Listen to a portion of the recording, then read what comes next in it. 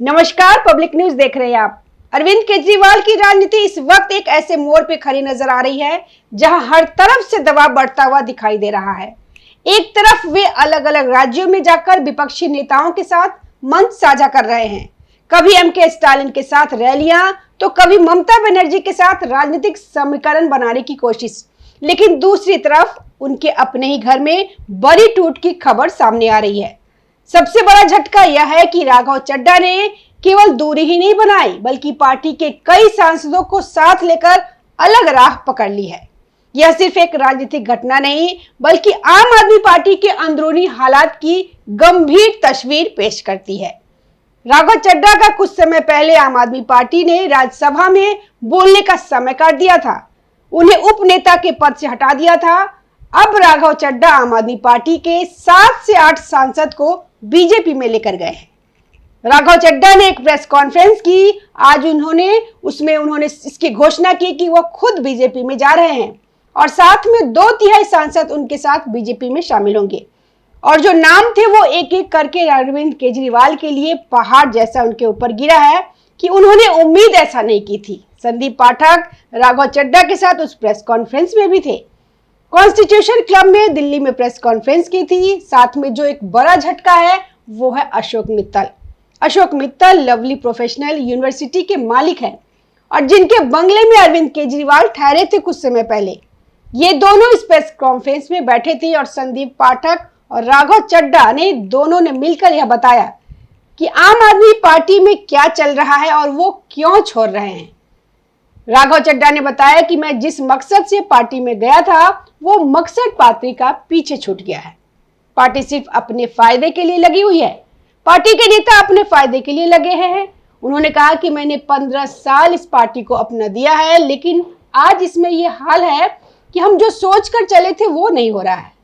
हम देश के लिए कुछ करना चाहते थे, लेकिन वो इस पार्टी में अब नहीं कर पा रहे हैं। इस पार्टी के अंदर ऐसा हमें लगता है। वहीं संदीप पाठक ने बताया कि मैंने हमेशा पार्टी को अपने से आगे रखा, मैं हमेशा पीछे से काम करता रहा और आम आदमी पार्टी में ऐसे कई लोग हैं, लेकिन हमारी पार्टी में कदर नहीं है। पार्टी अपने मुद्दों से भटकी हुई है। ये बातें उन्होंने कही। इसके साथ साथ जो नाम राघव चड्ढा ने लिए हैं उसमें स्वाति मालीवाल, विक्रमजीत सिंह साहनी और राजेंद्र गुप्ता अभी नए नए सांसद बने थे। इनकी और क्रिकेटर हरभजन सिंह, ये लोग भी पार्टी छोड़कर बीजेपी में जा रहे हैं। तो अब 2/3 बहुमत की संख्या से जा रहे हैं, यानी कि 10 में से 7 से 8 सांसद है। 7 का नाम सामने आया है, अभी 8वां है कि नहीं आगे पता चलेगा। तो ये सांसद जा रहे हैं। अगर ये संख्या सही मानी जाए तो ये 2/3 के करीब बैठती है, जिसका मतलब है कि दल बदल कानून के तहत इन पे कार्रवाई करना भी मुश्किल हो सकता है। यानी यह सिर्फ टूट नहीं बल्कि एक संगठित राजनीतिक विद्रोह जैसा परिदृश्य बनता दिखाई देता है।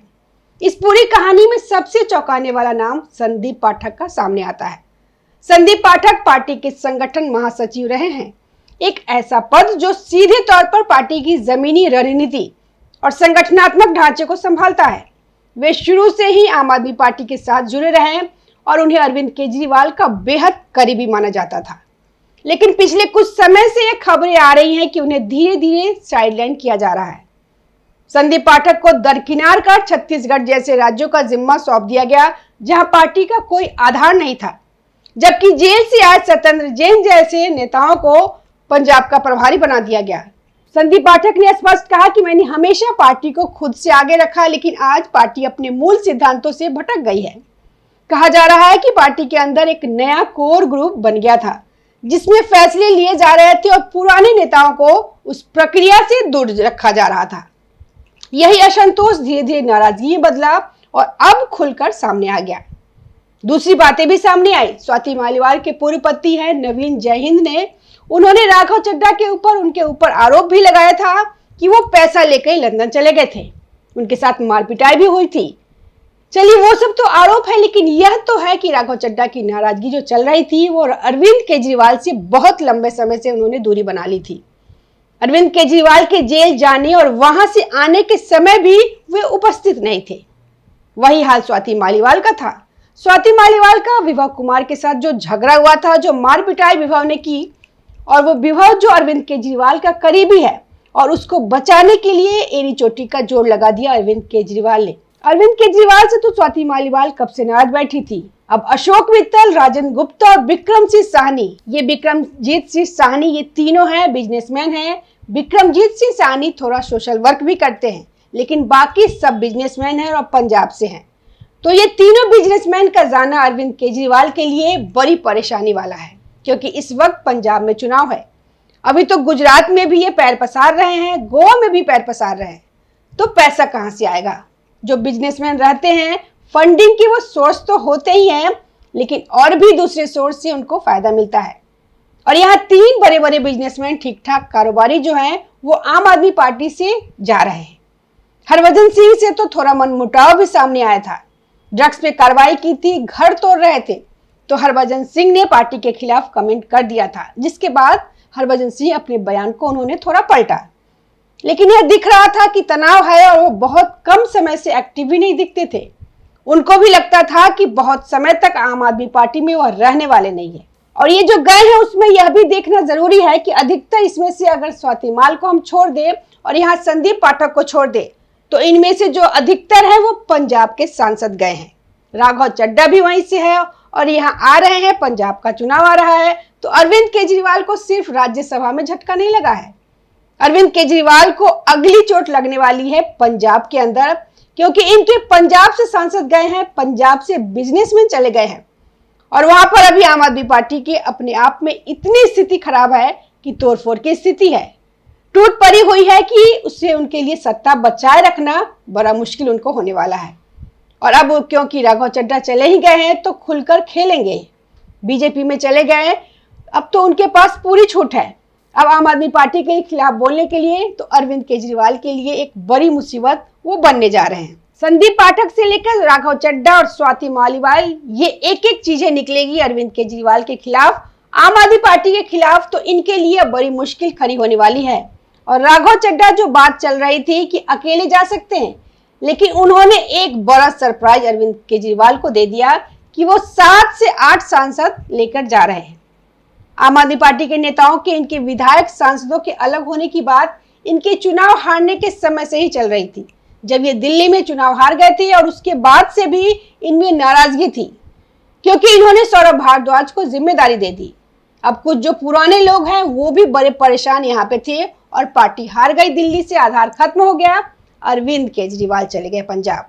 इसकी भी नाराजगी जताई जा रही थी दिल्ली के अंदर भी कि अरविंद केजरीवाल को दिल्ली में रहना चाहिए, क्योंकि आप पंजाब बार बार भाग जाओगे तो यहाँ चेहरा खत्म हो जाता है, तो आपको यहाँ रहकर भाजपा सरकार के खिलाफ मोर्चा संभालना चाहिए। लेकिन अरविंद केजरीवाल को तो लगता है कि पंजाब ज्यादा जरूरी है, पंजाब एटीएम भी है और अब वही सरकार बची हुई है। भगवंत मान की छवि खराब है जो इन्होंने खुद खराब कर रखी थी। अब इन्हें दिखाना था कि भगवंत मान नहीं संभाल रहे हैं, हम संभाल रहे हैं, तो ये पूरा अपना इन्होंने फोकस वहां कर लिया। तो तब से बात उठ रही थी यहाँ कुछ ना कुछ बड़ा होगा।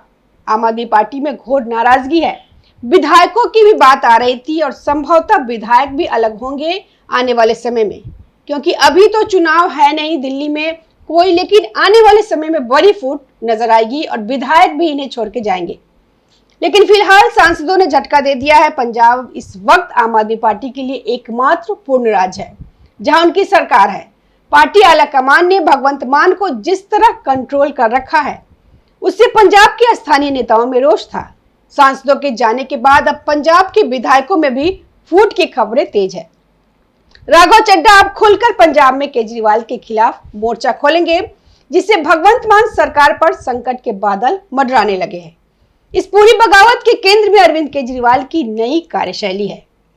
पुरानों साथियों राघव चड्ढा, स्वाति मालीवाल, संदीप पाठक, इन सबका आरोप है कि केजरीवाल अब केवल जी हजूर करने वाले नए लोगों के घेरे में रहते हैं। आम आदमी पार्टी जो राज्यसभा में एक बड़ी ताकत बनकर उभरी थी, अब वहां मात्र 3 सांसदों के साथ सिमट जाएगी। इससे केंद्र सरकार के खिलाफ उनकी आवाज कमजोर होगी और बिलों को रोकने की उनकी क्षमता खत्म हो जाएगी। अगर हम इस पूरी स्थिति को थोड़ा गहराई से देखें तो यह सिर्फ नेताओं के जाने की कहानी नहीं है, बल्कि एक बड़ी अंदरूनी खींचतान की झलक है। लंबे समय से यह चर्चा थी कि राघव चड्ढा और अरविंद केजरीवाल के बीच दूरियां बढ़ रही है। कई मौकों पे राघव चड्ढा की गैर मौजूदगी ने इन अटकलों को हवा दी थी। इसी तरह स्वाति मालीवाल का विवाद और पार्टी के भीतर उनके साथ हुआ व्यवहार भी चर्चा में रहा।